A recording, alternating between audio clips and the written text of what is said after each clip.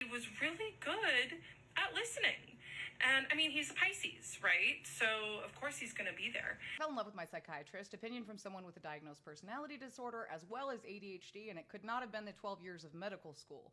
It was certainly that he is a Pisces. Keep in mind, today part 1 is important because there are some dynamics that I explained that I would like you to keep in your mind as we go through this, because I don't necessarily agree with the internet's take on this one, and I just kind of wanted to talk about why. But that's your decision to make, and none of us are qualified, including myself, to decide what this is. Plus, these dynamics are so complicated, it could be 700 different things. Last I left you, we were talking about her accidental information slips, which were not accidental. She wanted you to find this guy. We'll talk about it a little more in a second. But she mentions his name, where he practices, how long, and she's mentioned his name several times now. It's not just the one video, it's several times. Then she mentions his racial identity, and that goes into a whole place where Did accidentally use his first name, but by the time I caught the slip, I was already like 3 videos past it.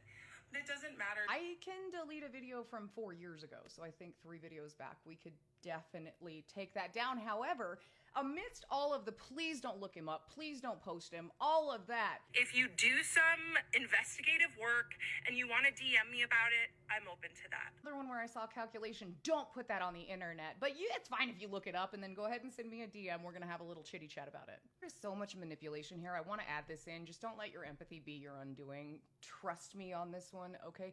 Because she's telling you not to do it, but message her about it. She wants you to do it, and she wanted this guy's identity out there. This is the point when the subject of her next series, I promise you that, starts about her 75-year-old therapist who is also, you guessed it, just incredibly obsessed with her. I would tell the therapist how obsessed I was with my psychiatrist, and she didn't do anything about it. She just was interested. She also loved stories about my dating life, and yeah, she also was getting supply from me in her own way, but that's for another part. So you're kind of starting to see where I'm coming from. You've got all these similar problems, but there's really only one constant. And so what we're saying is the 75-year-old woman who you're paying to talk to about your life, including your dating life, which she goes into that, and that's a whole lot of a lot comparing the psych to the boyfriend, but the therapist is actually the one who you're supposed to be talking to about that, and she did do something. She was talking through it with you, and that's what you do in talk. Another notable one about the therapist was when she decided to stop seeing her. She's like, oh, I don't need this anymore. You're feeding off of me. You're taking advantage of me, this sort of thing, and walks out, then gets an email from this woman, which is a very standard thing. This is the email, and it basically reads that I was surprised that our sessions are ending, but I would like to have one more session with you for closure so we can make sure we're wrapping this up right and you're going out into the world kind of the best way that you can. It's a pretty standard thing. I've had that happen, but no, she is obsessed. I saw some comments yesterday that were interesting about the therapist. Everyone was like, okay, so I get the psych, that was wrong, but the therapist, she was texting her, telling her, I want to hang out. I want to be your friend. I wish I was as good at this as you are. You're such a great life coach and all of that stuff, right? So first of all, if you're taking anything that this woman says at face value, you have not been listening. Okay. And the other side of that, there are a couple options as to why you haven't seen those yet, because if they made her look good, I promise you would have already seen them. 1, it never happened, or 2, whatever text messages were exchanged make her look bad. With the change in demeanor, everything that's going on, this is rapidly devolving into a dangerous situation. Rapidly devolving, what am I talking about? It feels dangerous already.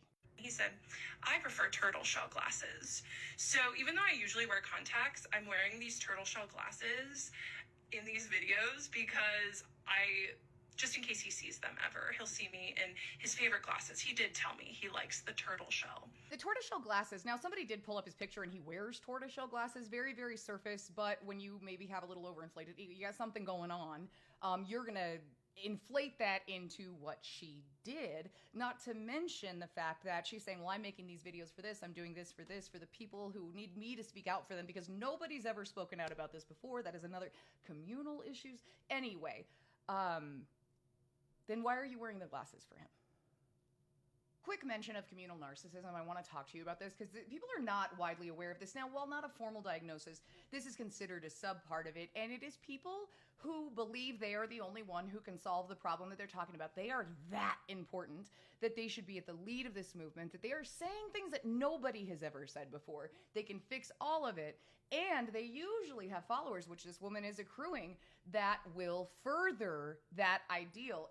And if you say anything, or you're like, hey, this doesn't really seem like it's for the cause, or your videos are actively hurting the community that you're saying you're trying to help, they don't care because they know better than everybody else. Just wanted to mention that. And this next one, the situation, because in the discussion about the tortoiseshell glasses, she had actually gone to a session day after being in a serious accident. I look back at that time and I'm just like, oh my God, I put my own life under seeing him. I was fully addicted to him at this point. And you know what happened is that I showed up and I told him that I may be internally bleeding, and he didn't stop the appointment. He didn't say, you need to take care of yourself, go get emergency care now. He let me continue and just tell him about how much I loved him. Keep in mind, this is an opinion from someone who might be on a little different side of the fence than a lot of people who are looking at this. However, I have, and I'm so not proud of this, used similar situations where I put myself in danger to make other people feel bad. And healing, I was able to admit that I had been manipulative, and that was really hard to admit. But that is what that sounds like to me.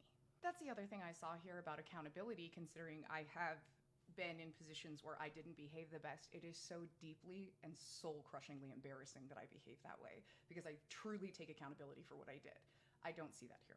Now, keep in mind, this comment is not universally true, especially if you have someone who is genuinely making it to where you can't go to the doctor, you can't do stuff like that. However, that's not what's happening here.